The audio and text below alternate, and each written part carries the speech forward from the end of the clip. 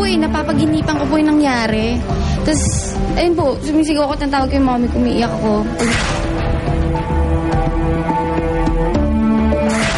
Makaraan ng indak, nilukuban naman ng sindak ang sex bomb dancer na si Jolan Veluz nang mabangga niya ang nakamotorsiklong mag-ama ng madaling araw nitong November 30.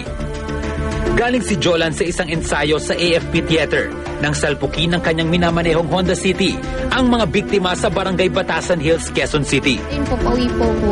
Pa-U-turn ng COA, mga 3:30 a.m. po. Pa-U-turn na po ako, pa-U-turn din sila. Eh, wala pong ilaw. Hindi ko po talaga, biglang bumulaga na lang sa akin na yon. Inawasan ko pa nga po eh. Kaso talagang hindi po eh. Kasi malapit na lang po yung distance namin eh. Pagbaba ko po, nagulat po ako kasi tinamaan ko. Pagbaba ko, hindi ko nga po nakita na yung sira ng kotse. Kasi silang dalawa po kagad nakita ko. Tapos tumawag pa nga po ko ng emergency. Nasa bahay na po kasi lumabas din po sila nung araw din po yun sila. Pero yung isa po, yung anak po, si kuya, binalik po kasi nilalagnat. Pero pinasiti scan po, tapos nilabas din po, okay naman po. Bukod sa paghingi ng paumanhin sa nadisgrasyang mag-ama, handa ring tulungan ni Jolan ang mga ito. Medyo nakausap ko na rin po sila sa phone. Ayun nga po, nag-sorry rin ako kasi pero wala naman po talaga may gusto disgrasya po.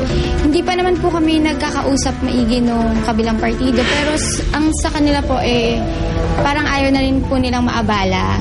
So, nahingi lang po sila ng tulong. Although tutulungan ko naman po talaga kasi mahalaga po talaga yung help nila. Nga po yung abogado ni Ate Joy, dun po ako lumapit na inaayos naman po namin lahat. Mang Alberto tsaka kay Kuya, sorry ko naman po kayo pababayaan. Ako po bahala dun sa pangpapa-hospital nyo po. Ayun po. Pagaling po kayo.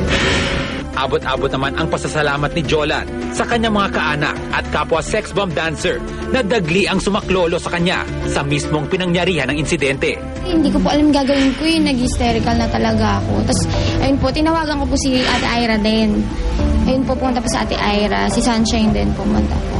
Tapos yung brother ko siya yung sister ko, sinamahan nila ako hanggang presinto. Sa East Ave po nila dinala ng Red Cross. Dahil sa nangyari, nagdulot ito ng trauma kay Jolan. Napapaginipan ko po yung nangyari. Tapos, ayun po, sumisigaw ako, tawag ko yung mommy ko, umiiyak ako pag nagising ako.